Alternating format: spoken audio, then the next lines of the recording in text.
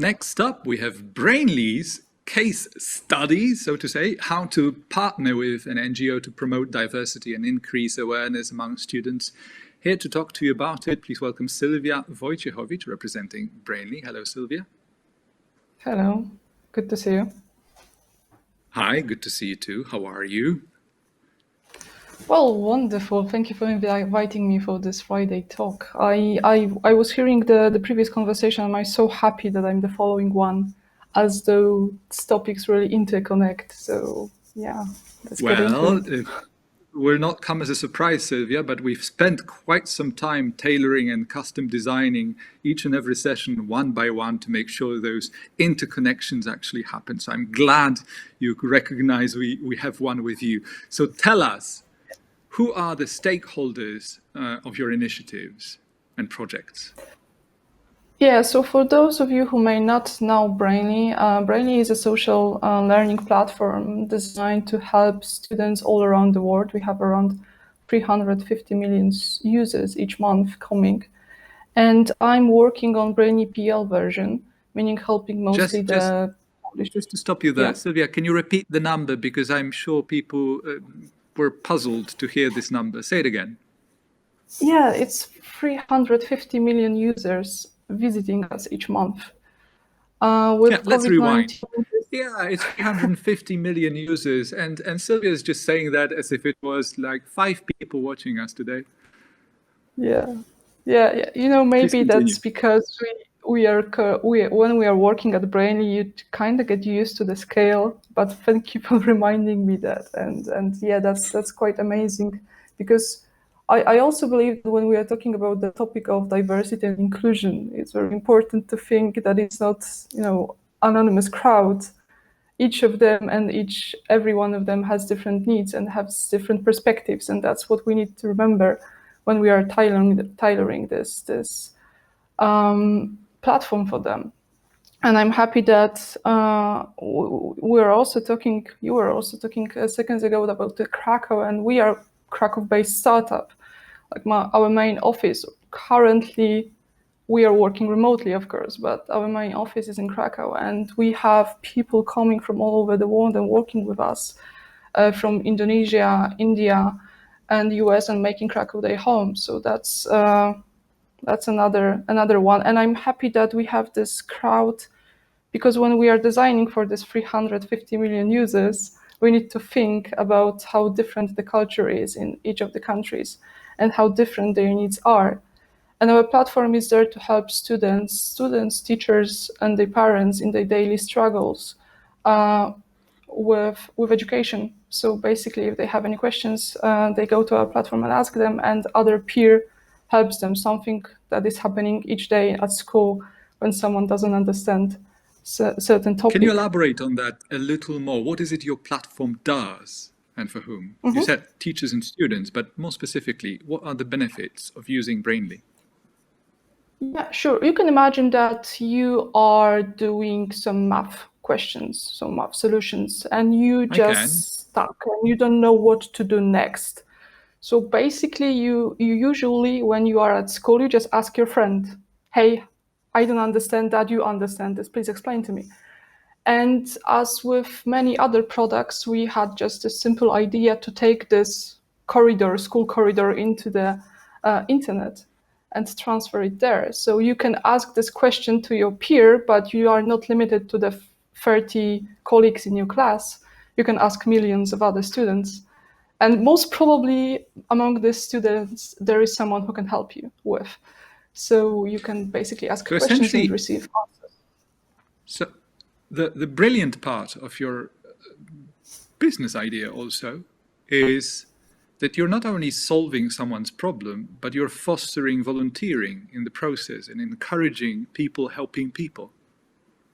Yeah, exactly. And you help them on a way, because we always encourage that you need to add this extra explanation. You can ask later, you have the whole academical discussion in the comments happening, but it's basically the idea that we can also learn from each other. It's not like everyone knows everything, but everyone knows something, and you can share and learn and grow by sharing this knowledge.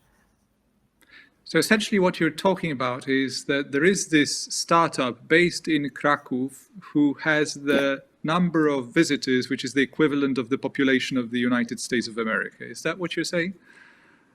Yeah, something like that. In US, we have around 30 million students, teachers and parents joining. So yeah, that's quite amazing. And we are hoping that, That in this number will itself only sounds grow. like a soundbite. Yeah, that's Wonderful. All right. So any other ways you support your users? Yeah, today actually I wanted to share with you the story of the initiative that we have for Brainly PL Market. And when I mentioned that this topic of LGBT community issues were interconnected, it's right now. Because when we were watching what's happening, actually what was happening in US with Black Lives Matter, and we were thinking, okay, there are in each of the markets some issues that we can tackle and the topics that we can help with. And I believe that the first step when you are facing discrimination is basically education, and you need to be educated and you should educate others about the topics. And when we thought that at this time the topic about LGBTQ rights in Poland also emerges. And amongst our students, we mostly have teenagers, and that's a very difficult topic for them, especially if they identify as LGBTQ people. So we are thinking what we can do for them. And the idea was that we definitely want to do some kind of educational action designed for them, but we didn't know how to start it. So we decided to reach out to the experts in the field, the NGO, and I mean Campaign Against Homophobia in Poland. And we basically said, hey, we are this educational platform that is reaching in Poland 12 million users each month. And maybe you would like to help us to create some educational materials for them. And they were very happy about it. And they were like, yeah, definitely, let's do something together. So we met several times. And what was great, we managed to actually tailor the action for them on our platform on Brainly. So the KPH created, the Campaign Against Homophobia created the profile and was simply answering questions about homophobia, about the history of LGBTQ rights, the questions that I believe sometimes can be asked in school, but not always are answered. And we wanted to have some kind of FAQ for them on this profile. And we really liked cooperation with them. It was marvelous. And I believe they like us too. And they said, hey, we have this very, very huge day, very huge event called Rainbow Friday, Tęczowy Piątek in Poland. It's for people from abroad. It's one day when this organization encourages students, teachers to talk about LGBTQ issues at school. And we know that probably in this COVID-19 environment, the school will be remotely again. So we propose that maybe we should do some kind of online lesson for them. Remotely so they can against. Yeah. So they That's can. a nice way to put it. So they can learn about this discrimination. And Przemek Staroń, a very well-known teacher in Poland, created this lesson, and everyone who wants can watch it and use the lesson sheet to create similar lessons at their school at any time they want. So that was our action. I think it was a quite great success because it reached a lot of students from all over Poland, and the feedback was very, very positive from the students' parents and teachers. So I'm hoping that we'll have the similar actions in the futures. It doesn't get any more tangible than that when talking about the importance of conversation, making it reach a full scale of cultures at the same time, not only doing it locally at class level, not even at a city level, but doing it fully internationally. But my question is, out of the entire D&I spectrum of possibilities, do you have any focus areas at Brainly? Well, I think that's what's great and what's really worked well for us is that we are not doing only this external action, that firstly, we have a lot of internal activities. So we have the Inclusion Council at Brainly for Brainly employees, and the Inclusion Council is the council that kind of moves us towards the topic and give us the direction, or running some researches to learn about the Brainly employees. We have 2 employee resource group, and like, for example, when we had this topics about Black Lives Matter, our people and culture team say, hey, we will invite this external speaker who is an expert in the topic of racism in America. Maybe you would like to understand more and ask him some questions. So here's the live session you can join. So actually brain educated us, firstly employees, to make us aware about the different issues. The same presentation was about the topic of LGBTQ people in Poland, to help others understand the situation. Because when you compare, we have, for example, three offices. We have a Krakow office, New York office, and Barcelona office. And probably for folks from New NYC, it was difficult to understand. So we have this speech to help them. Internally, we had workshops like unconscious bias. Basically, we know that we are diverse. We are just thinking how to make this more inclusion crowd, like the crowd that will be inclusive. And when we will be thinking about this inclusion while designing the platform, because when we are designing a platform for so many students, we have to think about the differences between them and their daily struggles too.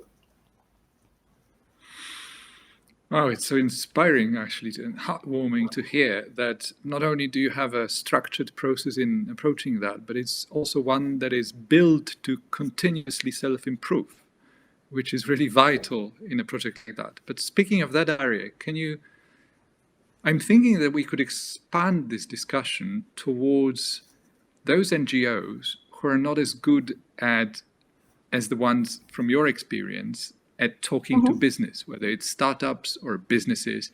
What would you advise, especially NGOs who find it hard to communicate with business and startups, let alone do business with them?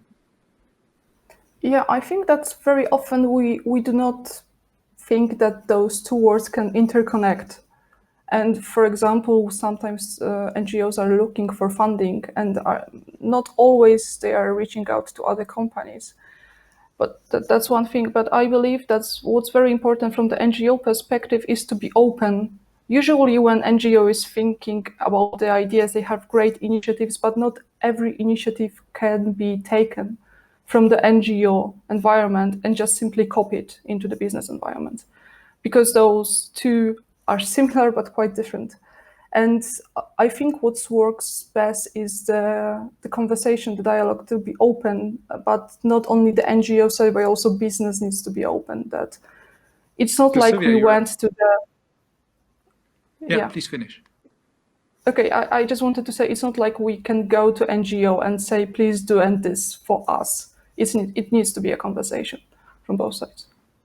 And it surely is a conversation. But tell me, you specialize in educating kids and teenagers in solving their problems. So perhaps you could have a similar structured approach to NGOs who really miss the point. They don't know why they are failing. So maybe there could be a similar solution for those organizations as well. Or is it getting to too many topics at a time? I don't know. Like, I believe that when you look at our platform and what our students are doing, they're asking. And whenever they don't know, they just simply ask, and they are not afraid to say, I don't know. And I believe that for a very long time, we're taught that it's not very good to say that I don't know. And we are learning them that, no, it's vital for you to ask and to learn, because then you can grow. And then when you make mistake, it's okay. It's just a mistake. Just move on and do better. And maybe sometimes we are just too afraid to ask or to search for those answers. I know it's a very generic answer, but I don't have it any is more and it specific. isn't, because I think it's the very first time in the 4th day of D&I Changemakers 2020 that we hear someone saying, I don't know, and feeling perhaps not proud of it, but recognizing how important it is, because we've talked a lot about listening skills during this conference. But this is the first time that someone feels so genuine, really saying, I don't know, is not an easy answer. And it's something that you have to put through a process. But tell me, Sylwia, one can clearly see that this project, the work you're doing every day, is not only a set of rules and procedures every day, but it's in your heart.